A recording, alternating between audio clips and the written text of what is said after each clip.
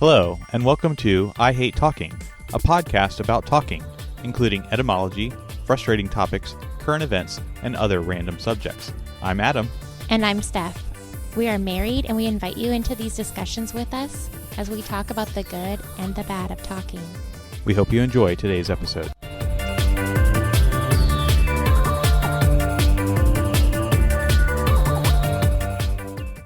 Welcome to episode 19 of I Hate Talking. Hi, everyone. So today's word or phrase that we'll jump straight to is the phrase Mandela Effect. Oh, cool. So the Mandela Effect is a type of false memory that occurs when many different people incorrectly remember the same thing. Or if you're in the conspiracy theory realm, it may be because they changed history or somehow reprogrammed the simulation. So this came from the example of this particular false memory that Nelson Mandela died in prison in the 1980s, but was still alive for many, many years. And actually, I don't even know if he is still alive to this day. I doubt it, but I guess we can do some research on that during this episode and see what we can find out about that. But that is the source of this particular phrase regarding the Mandela Effect. Well, according to Google, if you can trust them, he passed away in 2013. So far different than the 1980s that some people remember. Yeah, decades later. So there's a number of Mandela effects that you can find by just typing into Google Mandela Effect. There's a number of websites with, clickbaity titles of, 54 Mandela effects that will blow your mind and things like that. But let's see if you're familiar with any of these. What is pictured in the Fruit of the Loom logo?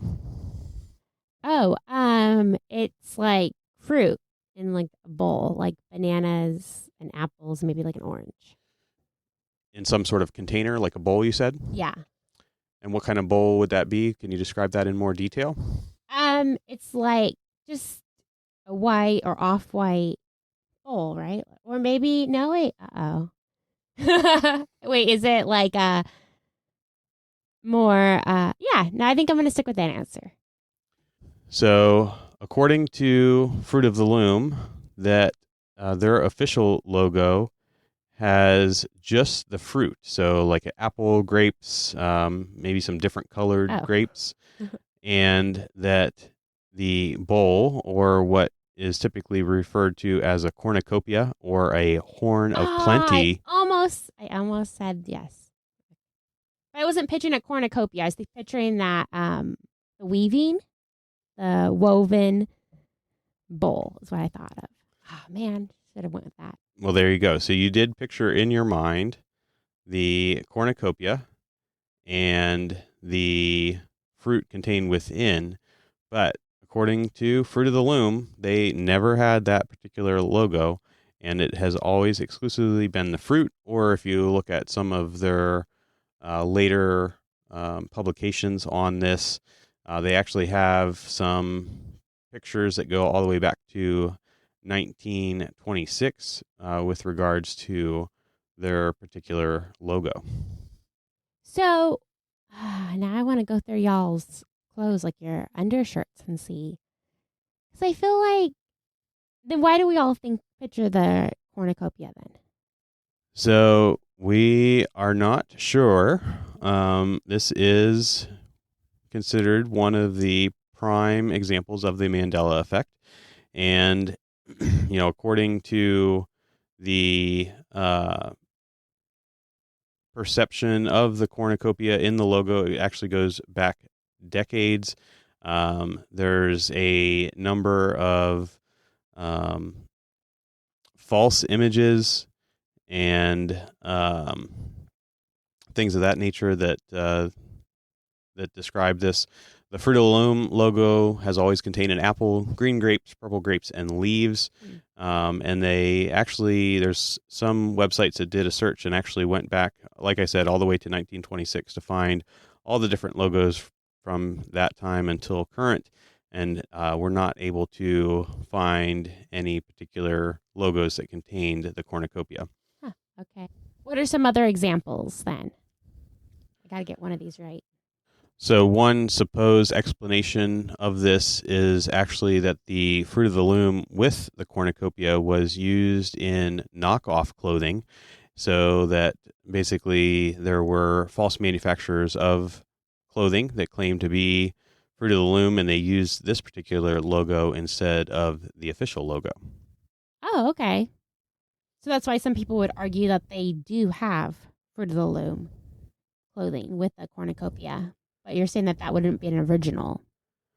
Correct. And that is the explanation that a number of researchers have given in terms of how people have photos of clothing with the Fruit of the Loom cornucopia icon on it.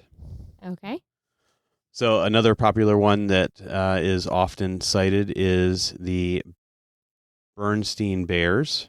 So when you're spelling Bernstein Bears, any particular thoughts on how that is spelled or even pronounced? Because I may even be doing it wrong, because I think I may actually be referring to the wrong name, actually, in calling it the Bernstein Bears.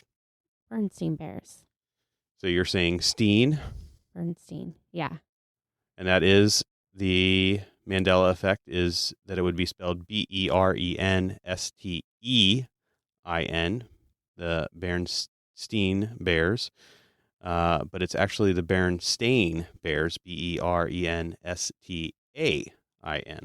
Bern- Now, again, on this one, there are some DVDs that I think I've seen pictures of where it does have the spelling with the E.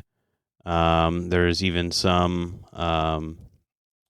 toys that have the Berenstain Bears versus the Berenstein Bears. So there are some examples.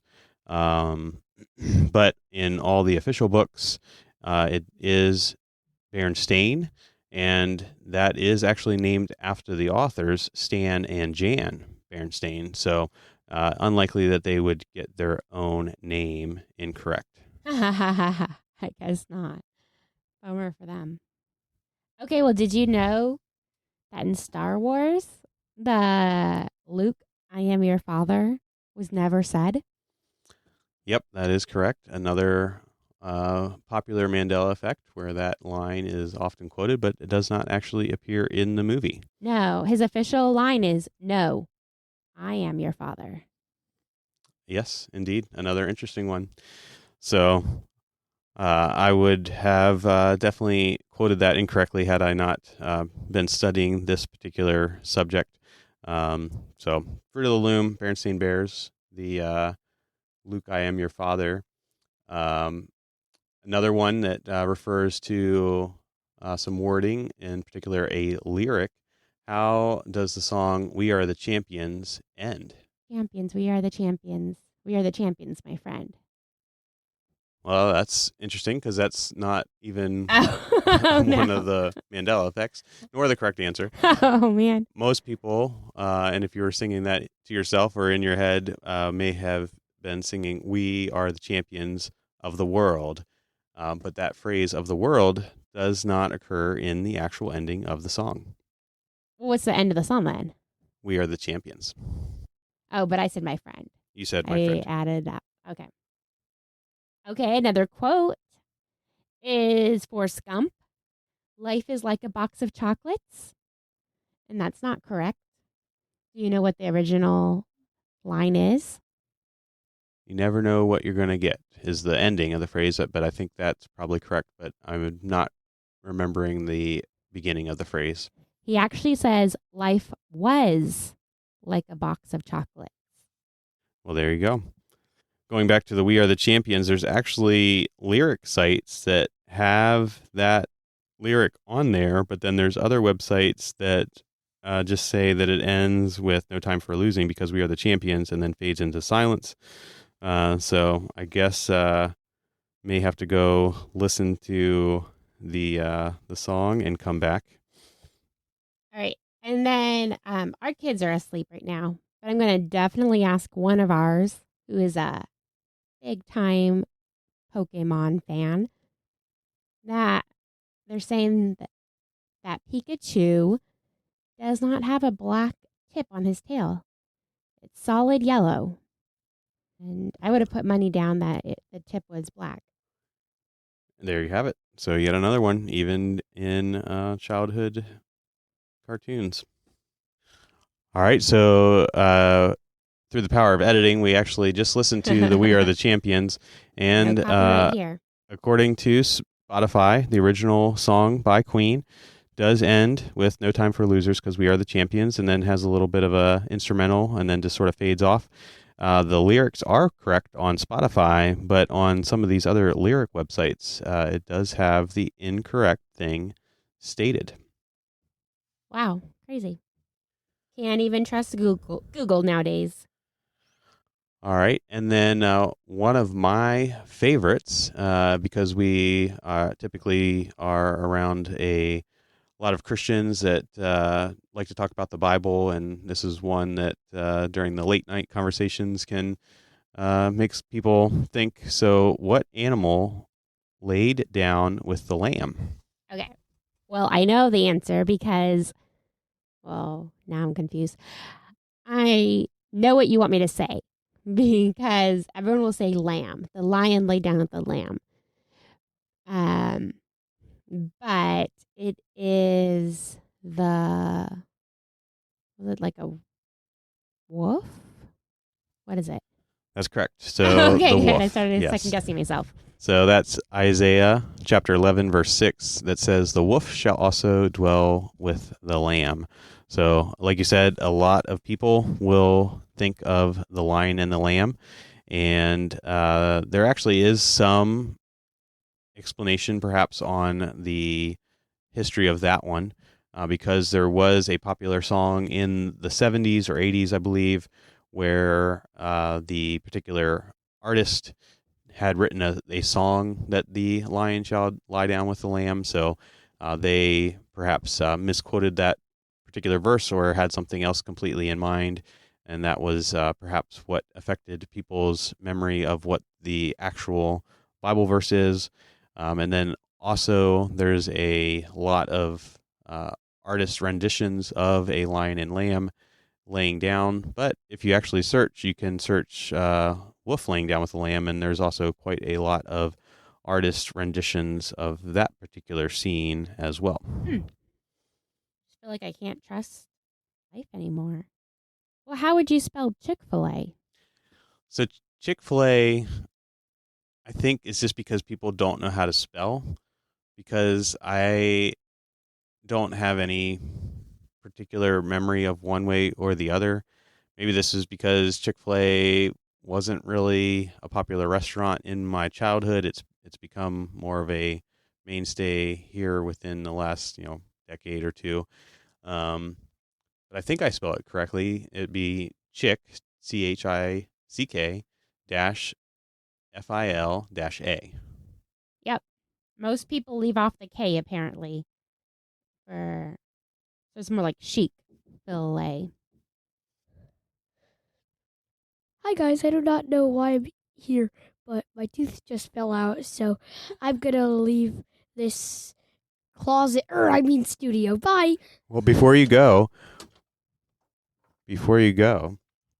what color is Pikachu's tail? Well, last time I checked, it was like yellow with like brown stripes. Was there any color on the tip of his tail? Well, if brown counts as a color. Brown. So a brown tip on his tail that's mainly yellow? Yes. Okay. It also alert the tooth fairy, so bye. Okay, so can you tell me what color is Pikachu's tail? Brown. Brown? Is it all brown? No. Okay, does it have, what colors does it have in it? yellow, and brown. So it has like a brown tip on the tip of the yellow tail? Yes, a tiny one, so tiny.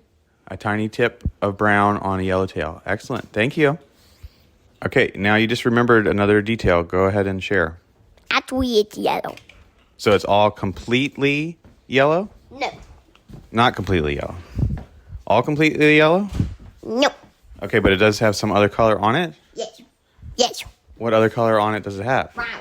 And that was our Pokemon expert. He does know a ton about Pokemon. And he fell for the Mandela Effect for Pikachu's tail. Precisely.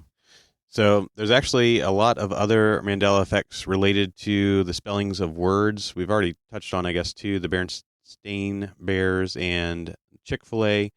There's a whole bunch of them, but there's Jif, peanut butter. A lot of people call that Jiffy. Looney Tunes is not spelled with the Tunish double O. It's actually spelled correctly Tunes. Easy. There's Febreze.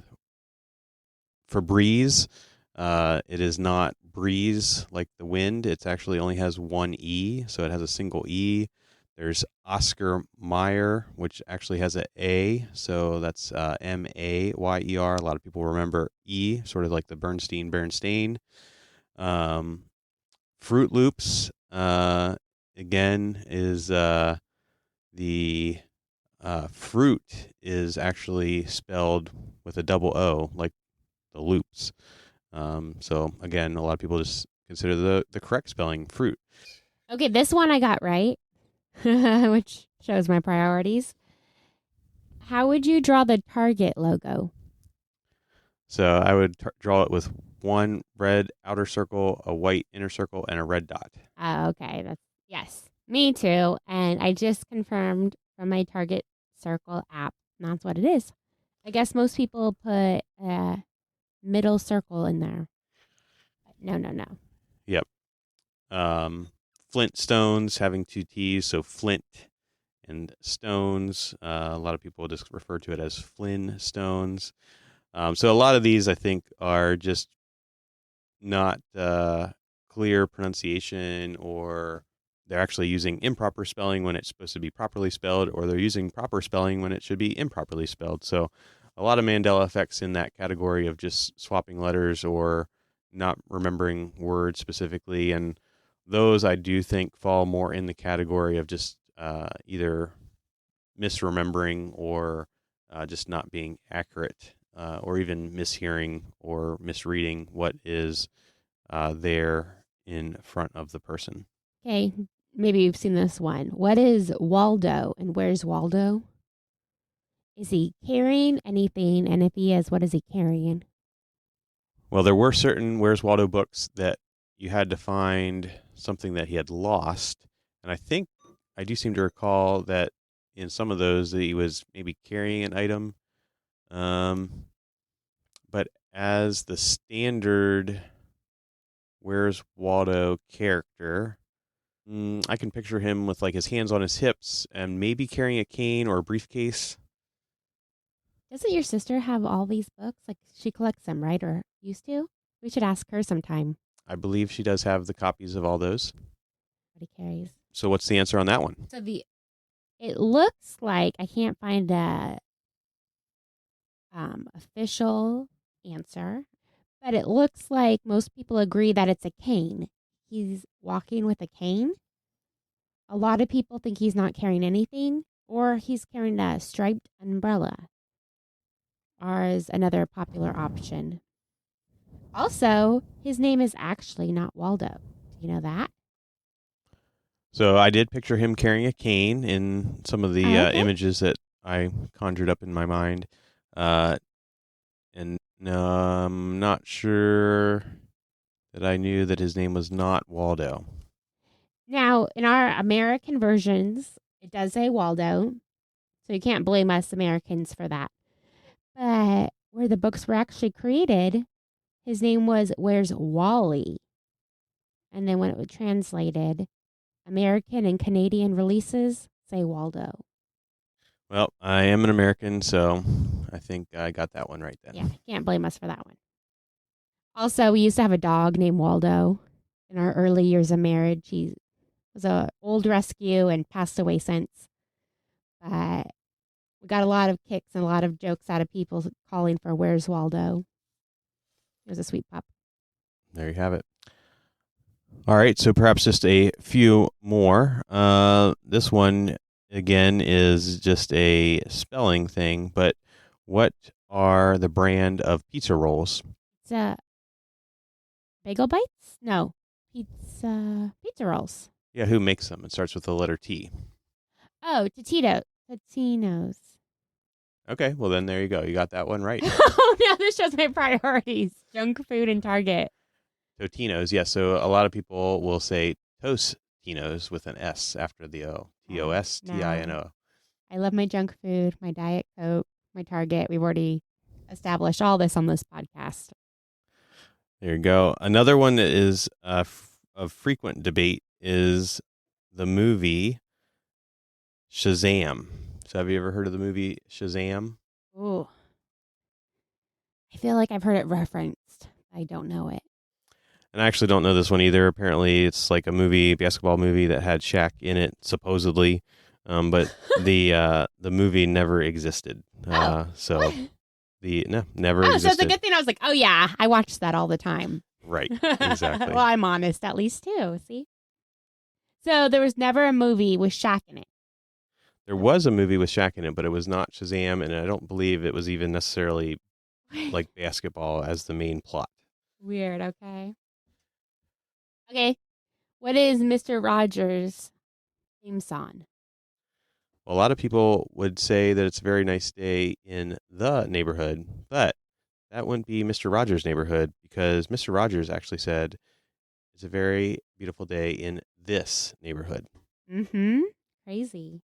So we've already discussed some of the perhaps history and sources of these Mandela effects, which not to be confused with Mandela effect, which is a whole nother thing that people get confused. And I think that is partly the reason is that people are swapping out letters or swapping out things that they've seen that are similar where the spelling is either correct or incorrect specifically for those logos, and even where there's some overlap with those logos where perhaps they're adding the Y ending to Jiffy because is a peanut butter brand called Skippy that does end in the letter Y. Mm-hmm. So there are some frequent overlaps and just misremembering the accuracy of spelling and words, and to some degree even pictures with regards to some of the things that we've been talking about with the Fruit of the Loom logo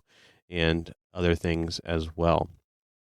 So there are, like I said, on the fringe side of things, some that believe that this is a supporting evidence of the simulation theory where we're just living in a simulation and the code gets changed and does not get completely updated. So we have some false memories, but they're not really false memories because it did exist in the past when we experienced it. And that there's some things where this also goes back to the black cat in the Matrix movie where it appears twice, and that's sort of that deja vu feeling that is sort of related to the Mandela effect.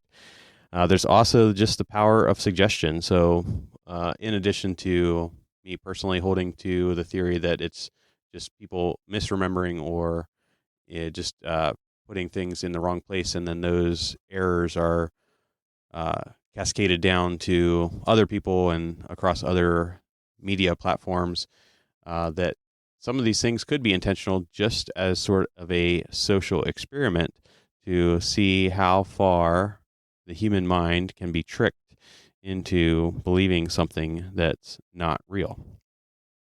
So you think Jiffy intentionally wants us to forget their label? No, I don't think it would behoove the company Jif to be doing that. Oh, right? I even misspoke when I said their company name. Indeed, you did. So, and I don't think Skippy would have any reason to do that either. But Jif would, because we're sort of taking from Skippy then. I guess Jif may have a it's reason to do that. conspiracy. And I think that reminds me of another Mandela effect because of the character on the Skippy jar, which can you picture what that is? The character on the Skippy? Oh, I can picture the GIF with like the. I don't know. I can't even picture it at all. They don't sell it at our Costco, so I don't buy it. Well, I seem to remember that they at one point had a fairy figure on the jar of Skippy, and I'm not finding anything immediately with their current labels. So maybe I have a Mandela effect of my own with. Are you thinking of? There's a Peter Pan peanut butter. See, there we go. So maybe I'm thinking of Peter Pan, and then does that have Tinkerbell on it? I don't know, but that was really fancy peanut butter. I remember. Yes, that does not have Tinkerbell on it, but it does have Peter Pan on it. There you go. Maybe you're confusing both of them then. Well, there you go. One thing that we can take away from this episode is that there is a lot of overlap in peanut butter logos and labeling. The Skippy Natural and the Peter Pan Natural, their designs are both extremely similar. Their coloring and their designs. So maybe that's where you're getting confused. It could be. So the reason that I brought that up is that most people in the intro to Disney with the castle remember Tinkerbell going to the top of the castle and hitting it with her wand. Yes. That does not exist. What does she do? She is not present in the intro at all. Yes, she is. No, that is a Mandela effect. But sometimes she is. Right? Thanks. I don't know. I don't want to give this one up.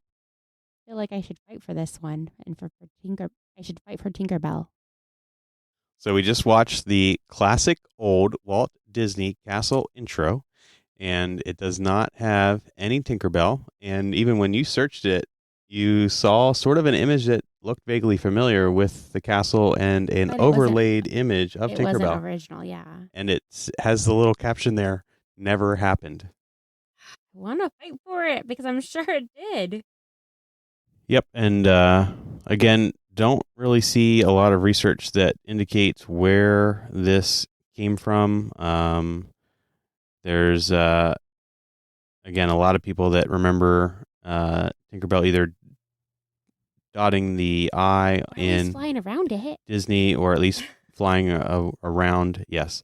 But according to that, it's never happened, and that there are no movies at all, not even Peter Pan or anything, that have that as a intro. It was just the standard castle intro, and never had Tinkerbell.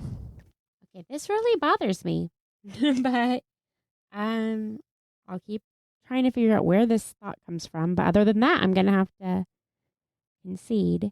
So we did some, again, offline research, and there is a scene from The Wonderful World of Disney where there's a variety of logos and intros, and there is one that does feature Tinkerbell. So it does not in any way match the blue background with the white castle and the arch, but there is a very 3D and colorful intro where Tinkerbell does come in and basically set off some fireworks. So the supposed theory on this one is that people are just misremembering and, again, overlapping these different memories that they have. I guess. The thing that I was referring to when we were talking about the source of some of these things is that, again, this might be a social experiment not conducted by Jif or Skippy per se.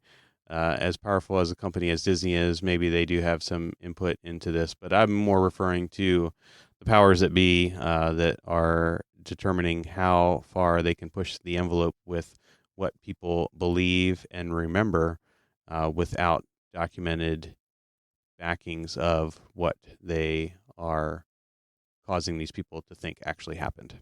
Well, so you're even thinking about like history books or like mentioned before about like AI, right? Like how that can change what we see and what we believe now.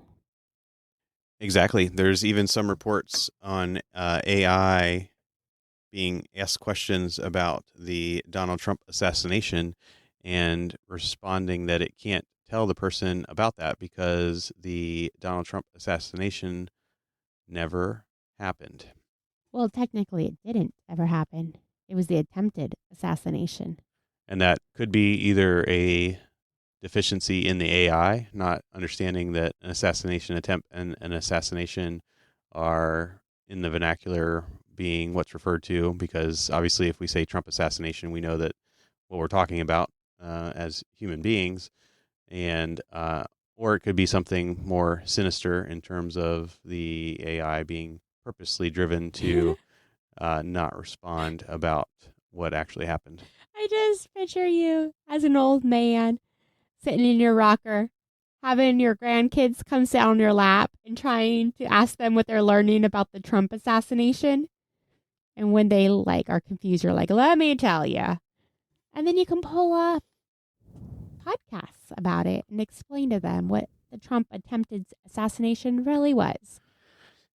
Exactly. So I think one of the things that can help combat Mandela effects is being open to the idea that we don't have a precise memory of past events and things, and we do need to rely on documentation and actual things that are recorded. And again, the importance of that is in terms of making sure that we know history and understand history and understand the current events that we find ourselves in.